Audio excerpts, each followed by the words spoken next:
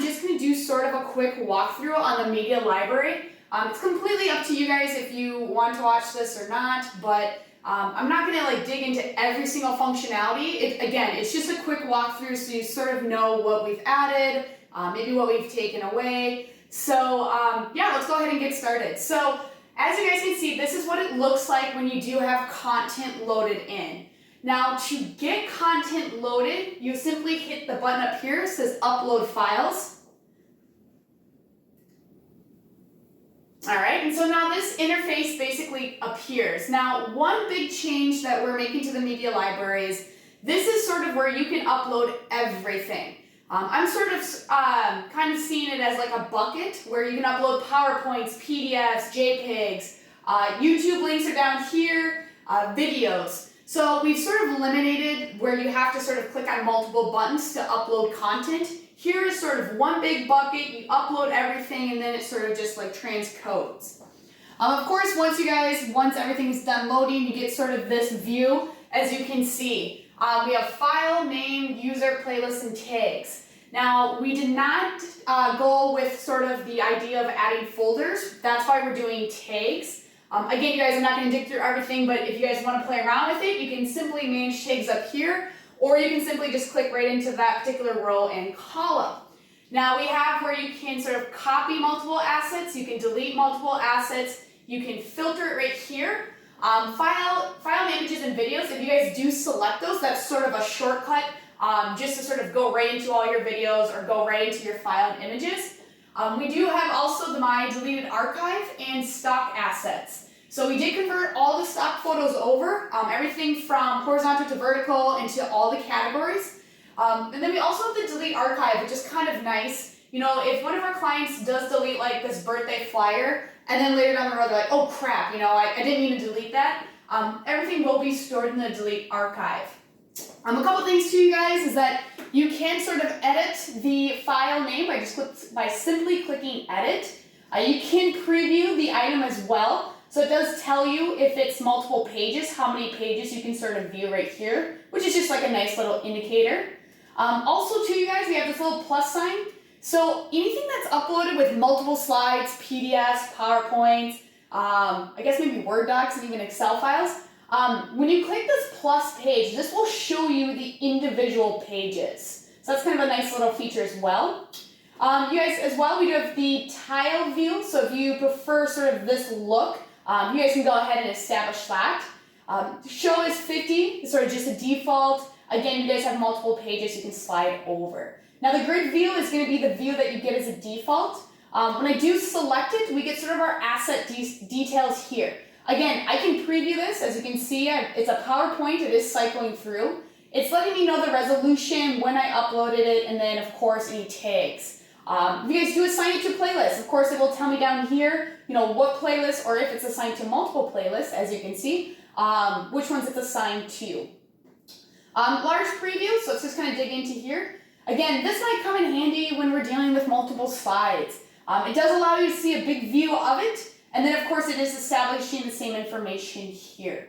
So let's go ahead and get back. We just hit our simple breadcrumb. Now, a create announcement. So this is sort of our new interface of the create announcements.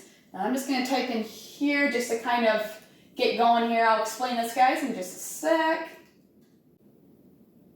All right, so this is the new interface of the create announcements. As you can see, it does have a new look and feel. Let's see if I can just add a couple things in here just so I can show you some other stuff. So let's just do a circle. Again, some new things, you guys. So Canvas is your canvas area right here. Zoom in and out, of course. Shapes, still sort of the same stuff that we had before. Images, it'll allow you to grab images either from your desktop or again, you know, stuff you've added to the media library. And of course, text. So let me kind of show you text too, because text has changed as well. So, as you can see, I'm simply just clicking on our canvas and dragging. Now, one thing too, you guys, is when you're dealing with shapes and images, as of right now, our announcement tool, you always have to like sort of adjust in the right corner. You can make any adjustments or size changes in any sort of corner, I guess, of that asset. You guys can see two fonts a little bit different. It's definitely a little bit nicer and cleaner. So again, you can still do everything you wanted to do as far as bold, underlining, highlighting. And then what's kind of nice too, guys, is we have now this layer section. That is for when you have like multiple things on here. You might want to maybe just lock the circle, or maybe you want to lock the image. So you can see right here, you guys are establishing that as well. Up and down layer, and then also what's kind of cool is up here in that top right are shortcuts. So anyone who's really heavily using our Create New, they can sort of utilize those shortcuts as, you know, as like a designer when they're using their Adobe products. So that's kind of the overview of the Create New. So let's go ahead and dig into the playlist. All right, so here is the look of the playlist, you guys. So yes, clusters is going away. Again, we'll grind into the detail when everyone sort of gets used to this, but to create sort of a simple playlist, we go up here, it says Create Playlist. Obviously, you give that playlist a name, so we'll just kind of utilize the Michelle test here. Once you add content, you guys, it'll tell you the duration, the item count, and then of course who created that playlist. You can also share it too. So if I have sort of a marketing playlist and I want to go ahead and share that, I can obviously do that, and then there is a good indication letting me know that it's been shared. Again, too, you guys, that right side, it does give you the playlist detail.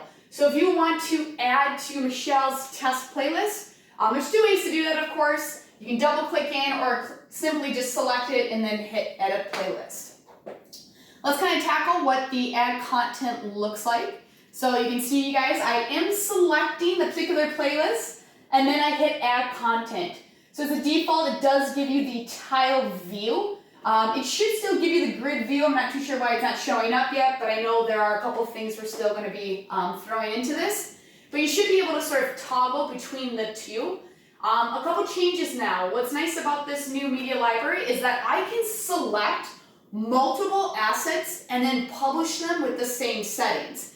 As you guys know right now with our old announcement tool, it's sort of one publish setting to one asset. That has been completely changed. So if you know that you have these first 5 that you want to all be 10 seconds, you want them to all run, you know, on Tuesday and Thursday, I can simply grab all of them and do the one publishing. Now, if you do have videos within that publishing, of course, it's going to know the duration, and you wouldn't be able to obviously change that or modify that. So that's kind of the interface to select multiple assets to a playlist. And again, I'll just kind of show you guys what the playlist looks like itself. So again, I'm still on Michelle's test. Let's go ahead and hit Edit Playlist here.